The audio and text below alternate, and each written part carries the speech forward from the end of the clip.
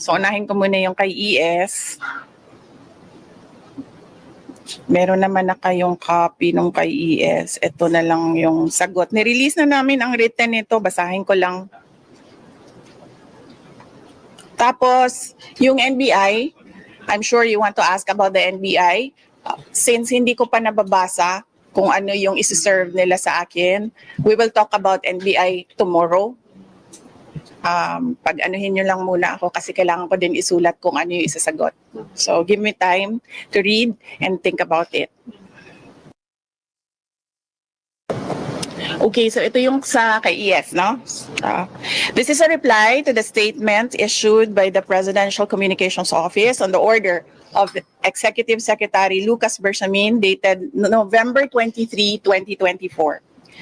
The Marcos administration's insistence that the president's life is under active threat is ominous.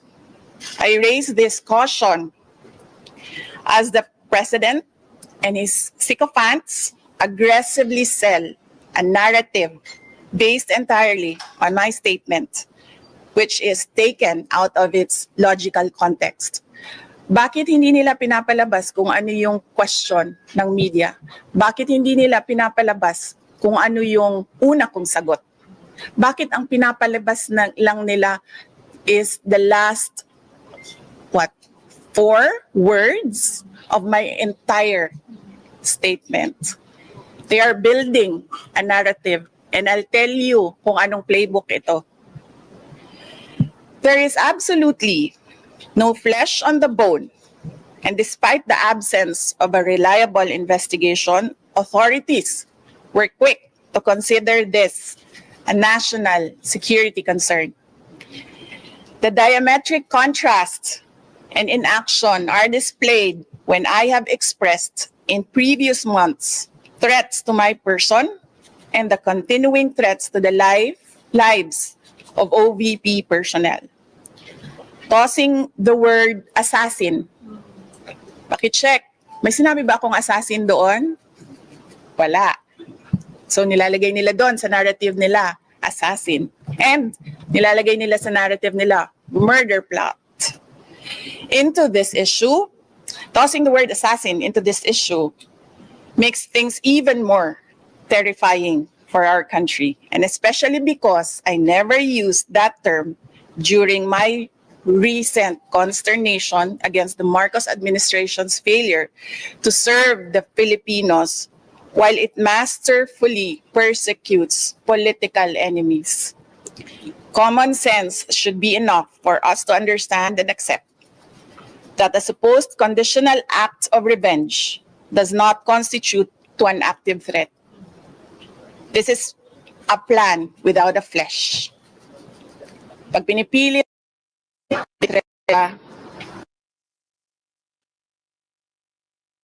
ganito ba ang kapasidad ng mga Pilipino na mag-isip? Diba? At wala silang pakialam dyan. Pero ako, nahihiya ako na ganito ang kapasidad ng administrasyon. That an honest scrutiny would easily expose this narrative to be a farce, imagined, or nothing at all. So, may question kayo? Doon. You said you were taken out of context, and you also mentioned that they have a playbook. Yes. That they're going by. Yes. So, can you explain to us that context? Set it straight. Yes. And also explain to us that playbook that you're talking about. Okay, sige. So the context is, what did I say? I was asked, do you know about the Roman? I'm sorry. I was asking for the transcription of all that I said.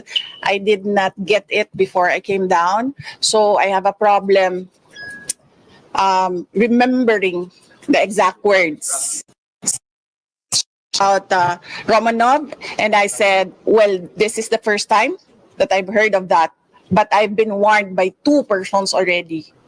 2. Be careful. I forget now what the words were said, but I will review my notes and I will tell you what that one person said and how he said to be careful, and that one other person, what that other person said. So, tatlo na yon. One person warned me, another person warned me, and then I was asked during a press briefing by a media person if I know of these plans, if you can say the word, if that is the correct plans. So I answered. I was asked Romanov, and then I answered. I was told by two people, this is the first time I've heard of Romanov, so that is the third already. And I said, don't worry about my security. If they kill me, if I die, kapag pinatay ako, or kapag namatay ako, in the context of don't worry about my security. So this means pinatay ka. Diba? Kasi hindi ka naman mamamatay by heart attack in relation to your security. Diba? So, pag namatay ako, I already asked a person to take revenge against 3 individuals. So, my question now to the administration, is revenge from the grave a crime? So, but you already talked to a person. Yes. Do that. Yes. In the event that you get killed. Yes. Yes. It's that much is clear. Yes. So I have to die first. They have to kill me first. They have to kill me first. So now they can't kill me anymore. Unless they want to die. Chairman, you see it that you were talking. Yes, the playbook. The playbook for political persecution. They suppress and oppress opposition. And then somebody was assassinated on the airport tarmac. Diba? They oppress and suppress, and the people were getting angry, frustrated, and what did they do? They created a scenario that there is a national emergency. They set bombs to create a scenario that there is a national emergency. And then they assassinated their political enemy. So that's the playbook. We already saw that in history. So that is my proof. Pero by, Yes. based, Ang hindi lang po nagawa ni Benigno Aquino Jr., kaya po hindi siya ano bang tawag yan? Revenge. Anong revenge? Nakaganti. Hindi siya nakaganti. Kasi hindi siya nagbilin. Diba? Kaya, hindi nakaganti si Benigno Aquino Jr. kasi hindi siya nagbilin. But you know, Benigno Aquino Jr. is not Sara Duterte. So, ibang tao din siya. Ibang tao din ako. Vice, right now, sabi ng Department of Justice, ongoing na yung kanilang ginagawa na investigasyon. Okay. So, Sir, based dun sa naging statement yun. I have to cut that, sir, because I have to read the subpoena. I've not read it, so I need to write an answer. So, you've not read the subpoena, but just to confirm, you are gonna, when the subpoena is served and you've read it, you Yes. are gonna go to the NBI and you're gonna take the NBI. I cannot answer that because I've not read what the content of the subpoena is. So I do not know. So we'll stop about the subpoena. No, let's stop talking about DOJ and subpoena, and let's allow me to read through it and then think and then write an answer and then we'll talk. Let's go Okay. back to the threat. Sabi ni Badoy, Sabi ni Badoy, meron daw kayong assassination attempt. There's assassination attempt against you before your birthday. Can you clarify? Had there been really assassination attempt before your birthday, Dr. Ma'am? I have not talked to Lorraine Badoy, no? So let me just talk to her and ask her, no, kung ano yung information niya. But we are actually preparing right now a list of proof that they are, ano ba ito? The whole of government is going after one person, and that's me. But kung gusto nyo, basahin ko yung PSC, mas ano yon, mas merong, I discussed one threat. So, you wanna do that? You wanna do PSC? Okay, sige, let's do PSC. But maraming salamat sa pagbabantay ninyo kay Yusek Lopez and kay Gina Acosta. And pakiusap ko lang na bantayan ninyo siya kahit mag-shifting lang kayo, maiwan lang isa just to make sure na, kasi may takot din yung nasa taas na, actually ang takot ni Yusek Lopez lagi sa gabi. Oo, kasi tulog lahat ng tao, nagpapahinga lahat ng tao. Walang makakapalag. So maraming salamat. Okay, PSC tayo. This is in response to the statement of the Presidential Security Command dated 25 November 2024. The Vice President Security and Protection Group was created and became an armed forces of the Philippines-wide support and separate unit by virtue of the Department of National Defense Order signed by former Secretary Delphine Lorenzana dated June 20, 2022, with a corresponding AFP table of personnel and equipment. This was a move to distinguish the security of the Vice President and make it independent. After I resigned from DepEd, nakita nyo na yung pattern. After I resigned from DepEd, the unit was unceremoniously assigned as a unit under the Presidential Security Command. July 9, 2024, ang order ng DND. Therefore, the security of the Vice President is now under the control of the PSC and as a consequence is influenced by the decisions of the Office of the President. Presuming that the PSC is still a non-partisan professional organization, why is the command eerily quiet on the documented threats to me, my family, and the OVP personnel? The silence. Ito, natural assumption ito natin lahat. The silence is proof that the inclusion of the VP SPG in the PSC is clearly to undermine my security and nothing else. So that's one threat. Bigyan ko kayo ng listahan ng madami with proof. Ito, with proof. There's a DND order.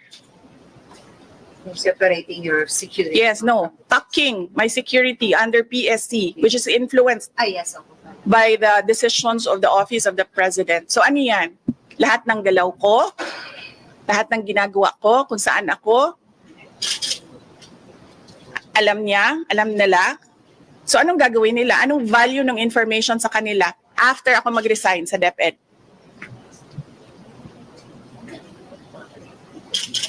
Before, when I was with DepEd and working to help the administration, wala namang ganun eh. Diba? Tapos pag mag-resign ka, ganito ang gagawin sa security mo, imo-monitor ka. Well, that's one threat.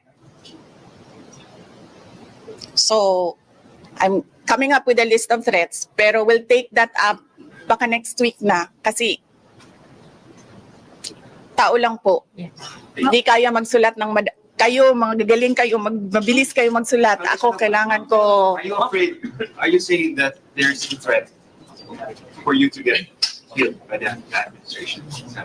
Well, that is a possibility. You see what they're doing right now? That is an example. They are undermining my security. That is just from the PSC. Hindi ko pa dinidiscuss ang galing sa PNP. Diba? Ano you intend to fire? Yung nagsabi sa iyo ng dalawang tao, anong klaseng threat naman yung sinabi sa iyo, yung binarg sa iyo? Hindi ko, mahirap kasi mag-browse ngayon. Hindi ko maalala yung words na ginamit. Oo. Ma'am, with this, I don't trust my memory. Pero in what manner ba? Assassination plot ba yun? Paano ba yun? Hindi, iba-iba yung words na no assassination plot. But the general message is threat to life. Yes. Ingat lang, you said something like that. Ma'am. Oo, wag niyo lang muna i-quote ha, kasi hindi ko maalala. I don't trust my memory right now, so I need to review the notes so that I give you a verbatim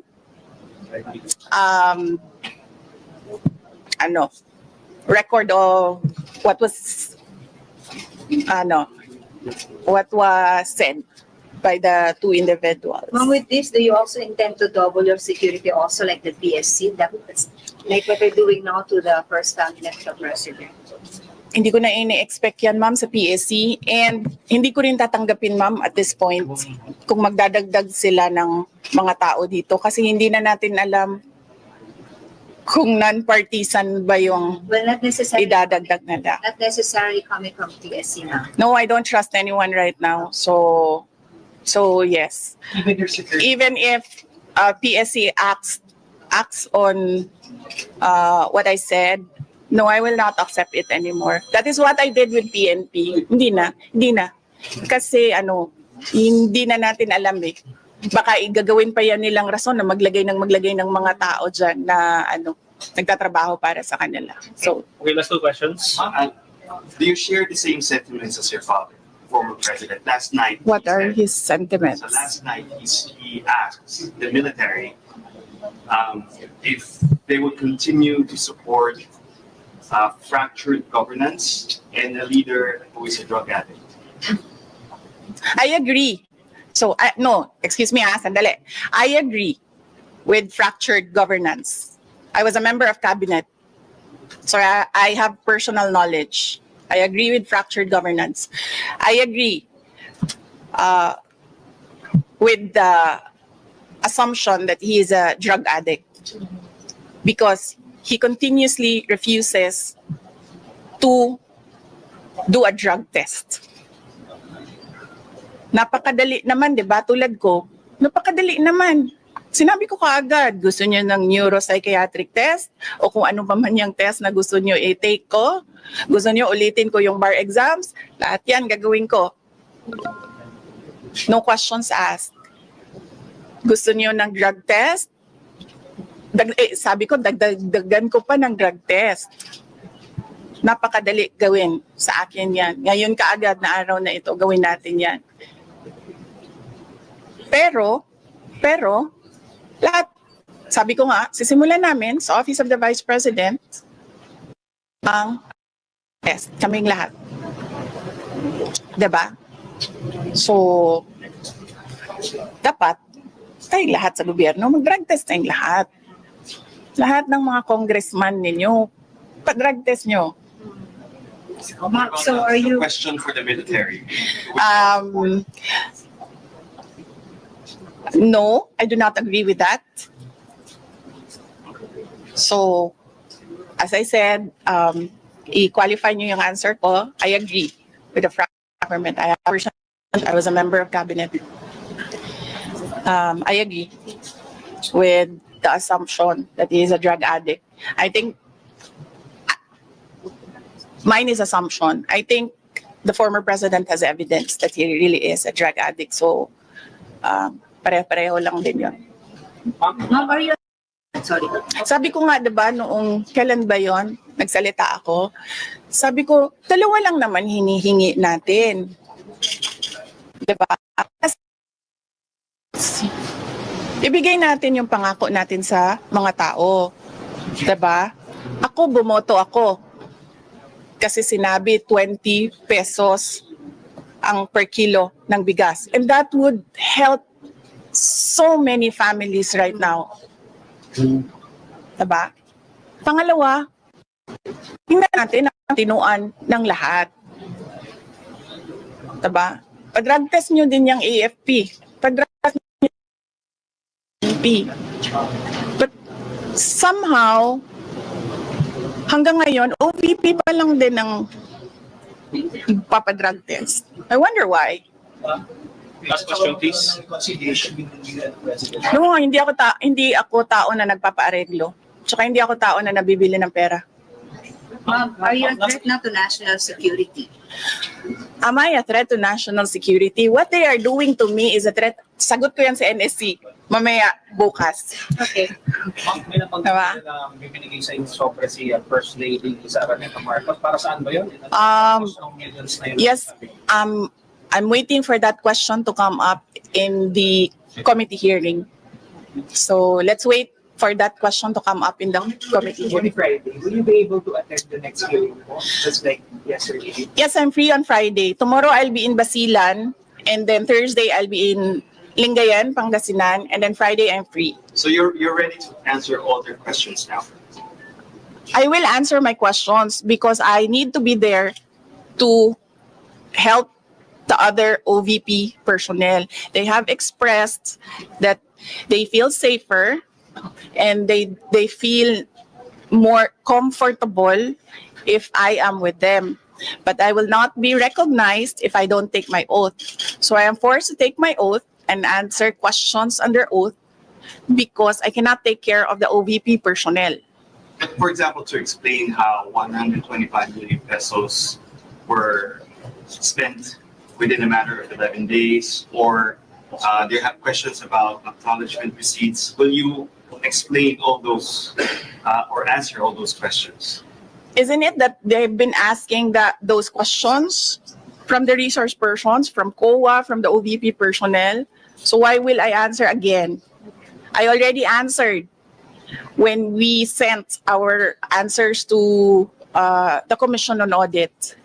It was clear there. In fact,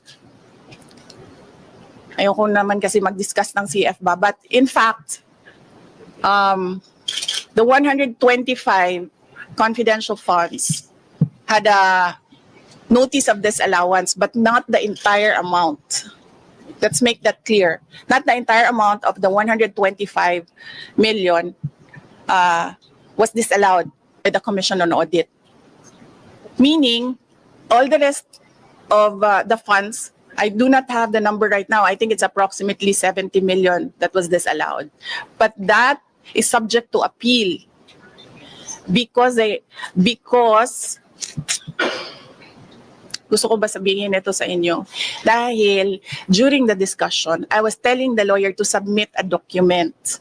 But the lawyer said, no, you know, when lawyers are discussing and they have their own positions, it's really a difficult meeting to do. I said to submit, and then the other lawyer said, do not submit. Ay di lumabas yung disallowance, and then sinabihan ko yung lawyer, sabi ko, tingnan mo, lumabas yung disallowance. Sabi ko, sa appeal, ilabas mo yung document. Ma'am, si Colonel Chica and Fernando Lasco na nabanggit po naman. Wait lang ha, so tapusin ko lang. And then, so cleared na yon. The first, second, and third quarters,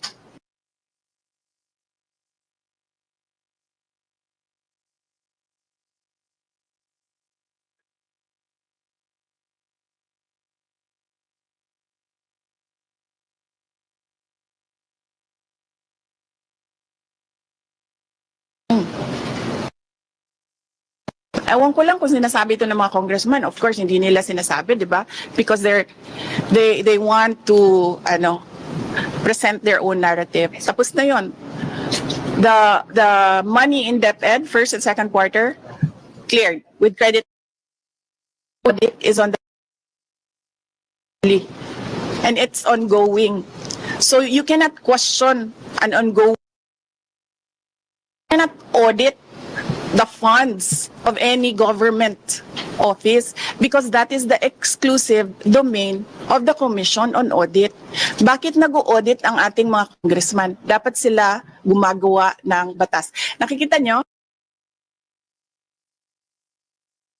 Ngayon, in the proper time, we will legislate. Kasi sinasabi namin where is the proposed legislation? Hinahanap namin. So ngayon, dinadagdag na nila yon.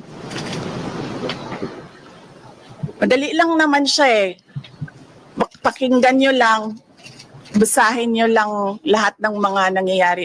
Madali lang maintindihan kung anong ginagawa nila. Okay? Last question please, last question.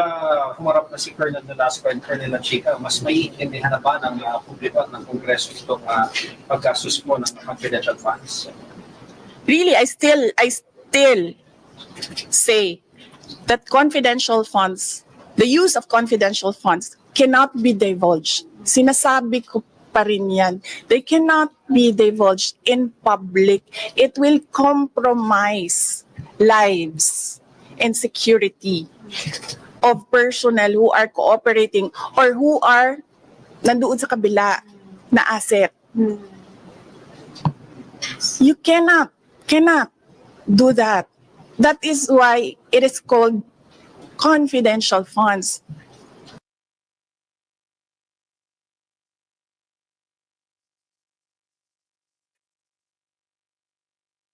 Pag umaharap sa pagdidikitan. Oo, kasi tineterrorize nila. Of course, magkakasakit talaga ang tao na hinaharas mo, tineterrorize mo.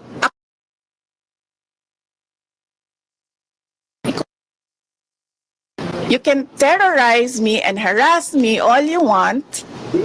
It does not matter to me. Pero these are ordinary Office of the Vice President employees. They are not politicians. They are ordinary citizens. So, pag hinaras mo yan, terrorize mo yan, ganyan talaga mangyayari. Sinasabihan ko yung doktor kagabi, Doc, i-clear nyo yan na mag-attend ulit. Kung sa susunod, diretsong stroke na yan. Ngayon, swerte tayo, hindi na stroke, hindi na heart attack. But the family has a history of heart attack. Lahat ng kanyang ang parents and some relatives, heart attack lahat ang ikinamatay. So ano ba, papaupuin pa ba natin doon tapos antayin natin na heart attack? Yes, diba? So yes. Yes, Mr. Billionario, pahingi ng pera. So, critics din and others, they're saying, Yes. Of course, you've already said that you're here almost 24/7 because you're concerned about your staff. Yes. Some of your critics say you're here 24/7 because you're afraid they might say something, you might divulge something that might incriminate you. They are attending Yusek Lopez attended the hearing. They can ask her questions there. I was not there when Yusek Lopez attended the hearing, so I was not there to influence her and tell her what to answer. If you saw me yesterday, I was not looking at Gina Acosta. I was studying. I was reading laws.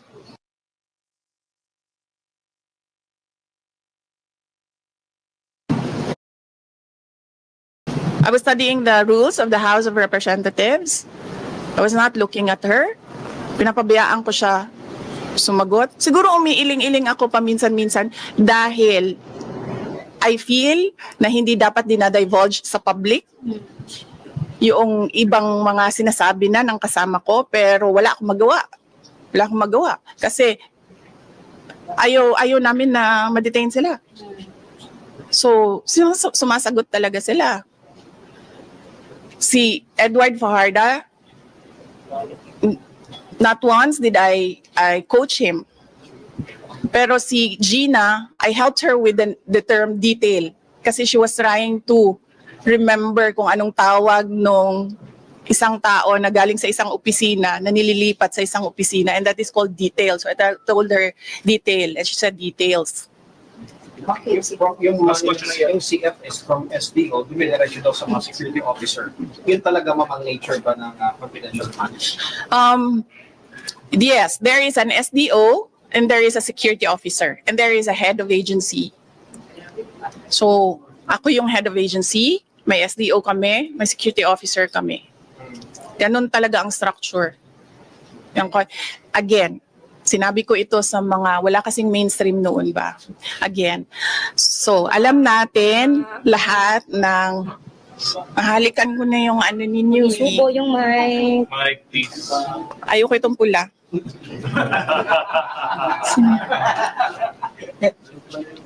Saan galing yan? Ayun! Okay, saan? Saan ako? Okay.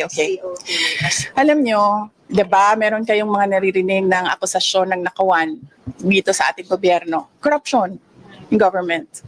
Naririnig nyo ba na millions ang ninanakaw? Hindi, diba? Ang naririnig nyo, billions ang ninanakaw sa budget natin. Alam nyo bakit 150 million lang yon? Kasi kinompute yun kung buwan-buwan ano ang gagawin at ano ang i-implement. Napakaliit na amount ang 150 million. So bakit kami magnanakaw ng 150 million? Ang nakawan sa gobyerno, billion-billion. Ginamit yun sa trabaho. Bakit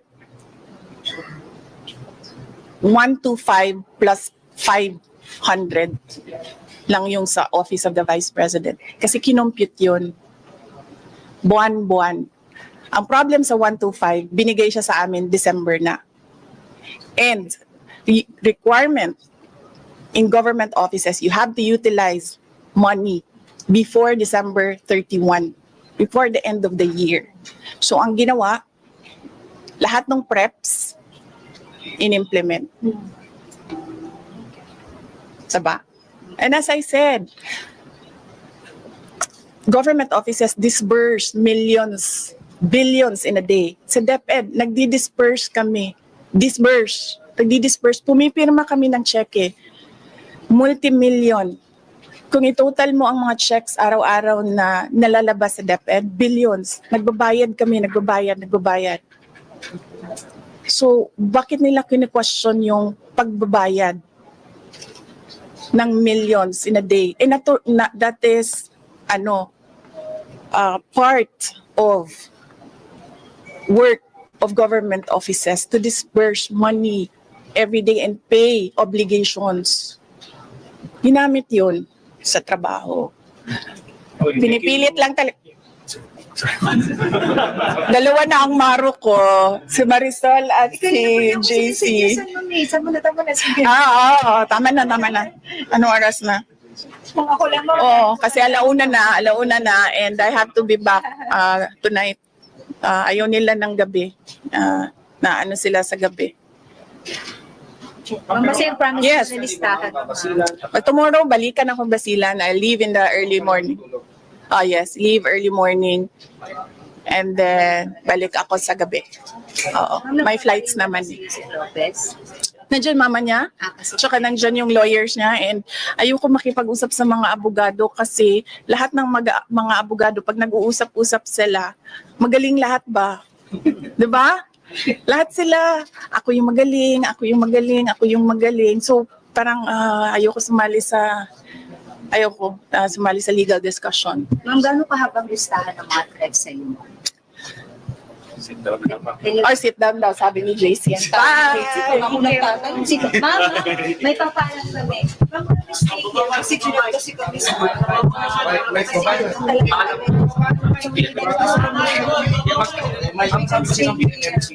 pwede dito. Hindi lang kami sa gitna. Pero kung ako masusunod dito sila. Ma'am, please, kasi hindi talaga. Ma'am, yes,